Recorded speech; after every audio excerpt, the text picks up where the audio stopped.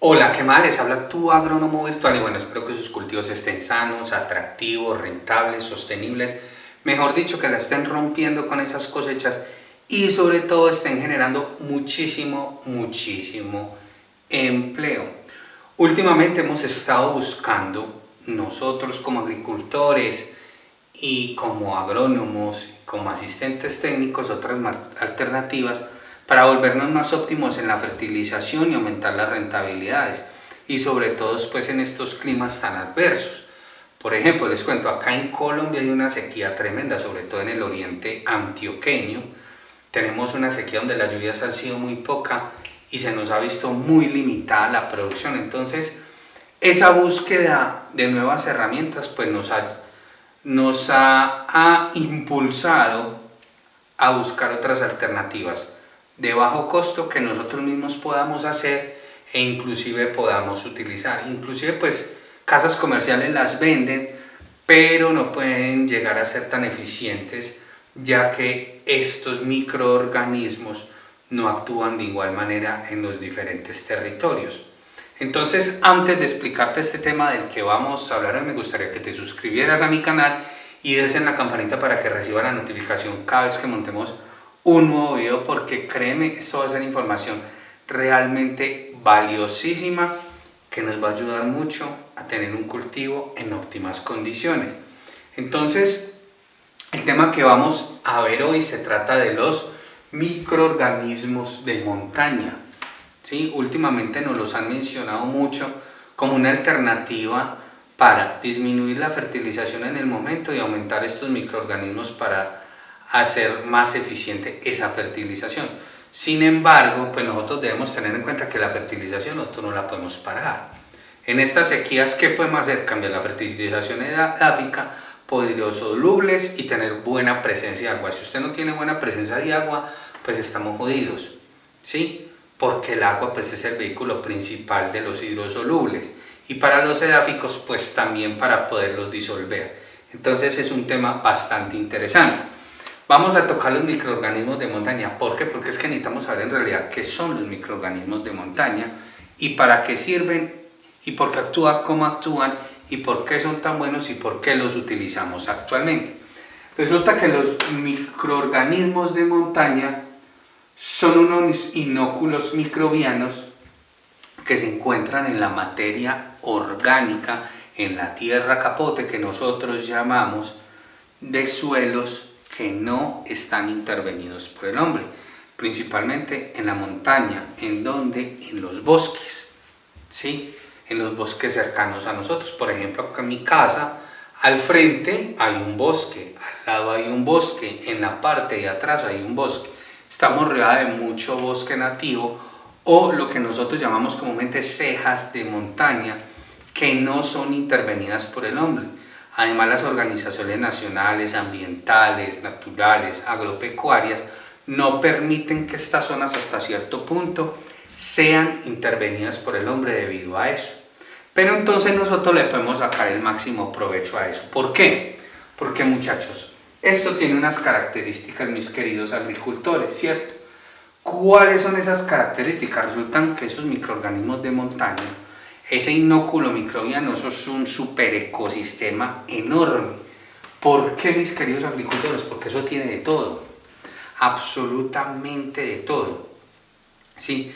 Porque es rico, porque no ha sido alterado absolutamente nada y conserva todas sus propiedades físico-químicas estables, o sea, todos sus procesos prácticamente son perfectos porque no hemos intervenido ni con abonos, ni con pisoteos, ni hemos intervenido en ese ecosistema que hay insectos, hay microorganismos más grandes, hay nemátodos, hay de todo, de todo, y todos cumplen un papel principal y se mantiene ese equilibrio como tal en esos microorganismos de montaña, ¿cierto? Entonces, ¿qué características tienen o por qué está compuesto esos inóculos microbianos?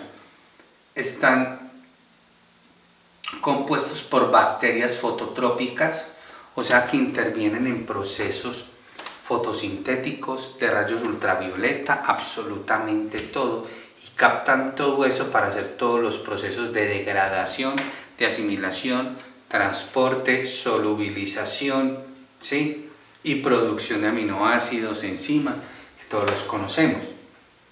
También tenemos inóculos microbianos, ¿cierto? De esos inóculos microbianos tenemos los bacilos ácido-lácticos, que ya tocamos el tema, que ahí está el video en la lista de reproducción de Agronomía Sin Tapujos, por si quieren profundizar más acerca de este tema que está demasiado interesante. Tenemos también que estos suelos, estos inóculos tienen levaduras. Y esas levaduras son ricas ¿en qué? En cadenas carbonadas oxidables que nos van a ayudar al aporte de nutrientes, y que todos estos bacterias nos van a ayudar a descomponer todo este microorganismo, toda esta selva, todo este superecosistema. Y tenemos los famosos actinomicetos, que los clasifican una parte. Porque resulta que esos actinomicetos son una gran variedad de microorganismos, de los cuales tenemos benéficos, que hay muchos, muchísimos, que son todos los hongos, que son cuáles, por ejemplo, tricodermas, ¿cierto? Que están ahí.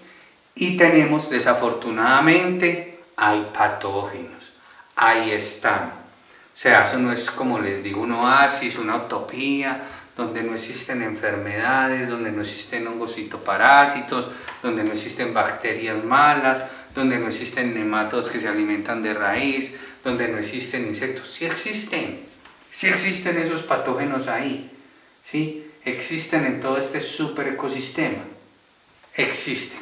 Las cosas malas también existen, y tenemos que ser conscientes que los microorganismos de montaña los van a traer. Por eso es que cuando cogemos esa tierra capote para nuestras plantas en la casa, cuando sembramos en musguito y toda la cosa, la planta está aliviadita. Cuando menos pienso me traigo una cosa de esa, ya le dio botritis, ya le dio fitium, ya le dio alternaria, le dio Phytophthora, le dio verticillium, le dio anthragnosis, le dio un montón de cosas, para que lo tengan muy presente a la hora de utilizar esos microorganismos. Pero también tienen algo muy interesante estos inóculos microbianos, ¿cierto? Yo les decía que conservaban sus propiedades físico-químicas estables. Claro, todas esas propiedades, como todo está esto actuando en sincronización porque nadie lo interviene, claro, todo esto funciona bien. Entonces, al funcionar bien, qué mariposita tan bonita, hay una descomposición de la materia orgánica muy acelerada. ¿Por qué? Porque constantemente de ese bosque nativo, de esa montaña, caen hojas, caen ramas, árboles terminan su ciclo, flores, de todo cae ahí. Y tenemos esos microorganismos disponibles de una, insectos que no son intervenidos por nosotros, y empiezan esa descomposición acelerada. Al hacer toda esa descomposición acelerada, todo este superecosistema que yo tengo aquí, que va a generar suelos fértiles y muy productivos. Y eso es lo que nos llama la atención, y eso es lo que se volvió de moda hoy en día, y es lo que nos inculcan a nosotros para hacer microorganismos o para comprar microorganismos. Y también en la parte comercial nos meten el cuento de que es que son microorganismos con cepas puras. Vamos al ejemplo de la 4321, y que inocule, que mejor dicho esto nos va a mejorar las propiedades, y que nos va a aumentar la rentabilidad, que nos va a aumentar la productividad, que nos va a aumentar la floración, que nos va a aumentar el sistema radicular, que esa planta va a estar más vigorosa, que va a producir un montón de cosas, y nos venden esto como la panacea, como algo novedoso y normal, pero es por todo lo que tiene esto. Entonces, yo ya les voy a dar una serie de recomendaciones de las cuales debemos seguir. Pero entonces, ¿qué más tiene este super ecosistema que trabaja así en toda la sincronización? Es algo muy importante, y es que tiene mucha diversidad genética de géneros y especies, lo que permite que haya una simbiosis entre micorrizas, entre microorganismos de montaña y la raíz de las plantas que están allá. Por eso vemos cedros, por eso vemos pinos, Por eso vemos dragos, eucaliptos, yarumos, vemos anturios, vemos orquídeas, vemos siete cueros, ¿sí? Vemos frutales como guayabos, vemos frutales como algunos aguacates, vemos algunos naranjos agrios, algunos limones creciendo majestuosamente y los pajaritos comiéndose todo ese fruto y toda esa cosa, y esa semilla nace tan fácil. Vaya usted siembra en la casa una semilla, a ver si le nace, no le nace. Vaya siempre un pinito, esos chiquitos, esa semillita, esa piñita, que a ver si le nace, no nace, nace allá. ¿Por qué? Por este súper hiper mega equilibrio que hay y esta simbiosis que se da sin intervención de nosotros, ¿cierto? Entonces esto al final, mis queridos agricultores, en ese bosque nativo, allá donde no interferimos, ¿qué genera? Estructuras de resistencia. Al generar esas estructuras de resistencia en esas plantas que están allá, esas plantas llevan a la conclusión más importante de todas, y por eso es que nosotros estamos implementando esos microorganismos para nuestros cultivos. Es que las plantas no se enferman. ¿Por qué? Porque este equilibrio en general no se altera en los microorganismos de montaña. No les va a pasar absolutamente nada. ¿Está la botrytis? Está la botrytis. ¿Está la alternaria? ¿Está la Phytophthora? Está. ¿A la planta le puede dar enfermedad vascular? Claro que le puede dar, pues no se enferma. Es como yo tener el virus de la gripa en este momento y no tener sintomatología de nada. Lo mismo le pasa a esas plantas. Puede tener enfermedad vascular, se puede aislar inclusive y ella misma lo va a eliminar. ¿Por qué? Por esas estructuras de resistencia que tiene. Puede llegar un insecto, invadirlo, comérsele varias hojas y ella va a seguir produciendo hojas. Es más, produce mecanismos de defensa para repeler ese insecto para que vaya para otro lado. Y así se mantiene el equilibrio constante entre especies. Los nematodos la van a afectar como a nosotros nos afecta el Meloidogini, como nos afecta el Pratylencus, el Helicotylencus. No, el Amphelencoides, que es el foliar, tampoco, no nos va a afectar. ¿Por qué? Porque este equilibrio se mantiene intacto. Entonces, ¿qué hicimos nosotros? ¿O qué hacemos nosotros? Acá les voy a enseñar para que sean bien eficientes con esto. Yo les digo, no compren microorganismos porque usted los puede cultivar, los puede hacer desde su bosque nativo cercano. ¿Qué es lo que se hace normalmente? Nosotros vamos y recolectamos, vamos a esa montañita y recolectamos estos microorganismos de montaña. ¿Cuáles son esos que recolectamos? La tierra capote, la tierra superficial. Usted llega en un costalito, en una estopa, en una bolsa, en lo que quiera y lo va a recolectar. Una vez usted lo recolecta, ¿qué es lo que tenemos que hacer? Tenemos que fabricar nosotros el alimento, la fuente de energía para esos microorganismos. Entonces lo que cogimos, ¿cierto? A estos microorganismos de montaña, normalmente una estopa, supongamos, de 40 kilos, le vamos a mezclar un bulto de 40 kilos de salvado de maíz o de salvado de trigo, se lo vamos a mezclar. A ese salvado de trigo le vamos a mezclar 4 a 5 kilos de melaza. ¿Por qué? Porque la melaza es glucosa. La melaza es el dulce de la caña, el sobrado de la caña o el sobrado de la panela, todas esas cosas, cualquier fuente de dulce, panela, la melaza, o sea, cualquier fuente de glucosa, azúcar, cualquier fuente de glucosa la vamos a agregar ahí, ¿cierto? Y a eso le vamos a ir agregando agua a esa mezcla. Vamos a ir volteando con la pala o con el asadón y vamos organizando esa mezcla. Vamos organizando esa mezcla, eso va a empezar a tener un olor rico por la melaza. Que nos quede un masacote, más o menos. ¿Qué es lo que vamos a hacer? Lo vamos a empezar a meter en un timbo, en una caneca, en baldes herméticamente sellados. ¿Y qué es lo que vamos a hacer? Vamos a empezar a pisar bien, a empezar a pisar hasta cierto punto y vamos a volver a echar melaza con agua, ¿cierto? Vamos a tapar herméticamente. ¿Por qué? Porque necesitamos descomposición anaeróbica. Ese sustrato como tal lo vamos a dejar reposando ahí un mes. ¿Para qué? Para que todo esto se me multiplique. Ahí no le vamos a aplicar absolutamente nada, que es que vamos a aplicarle bacillus de más, que es que vamos a aplicarle lactobacillus o de estos lactococcus. Yo se los voy a aplicar aparte, todavía no le vamos a aplicar eso. Están ahí, vamos a multiplicar estos microorganismos. Dejamos reposar 30, 45 días. Estén revisando porque eso tiene que tener un olor a fermentado, un olor rico, ¿cierto? Y ya vamos a empezar a construir lo que yo llamo las aromáticas. Esas aromáticas son una bolsa en un costal de mimbre, en un costal transparente o en un costal de peldar, que yo lo llamo. O sea, que sea poroso, algo poroso, y vamos a construir esa aromática. Ya cogemos agua con un poquito de melaza. Esos 200 litros de agua, vamos a mezclar 2 kilos de melaza más. Y lo vamos a mezclar y vamos a meter la aromática.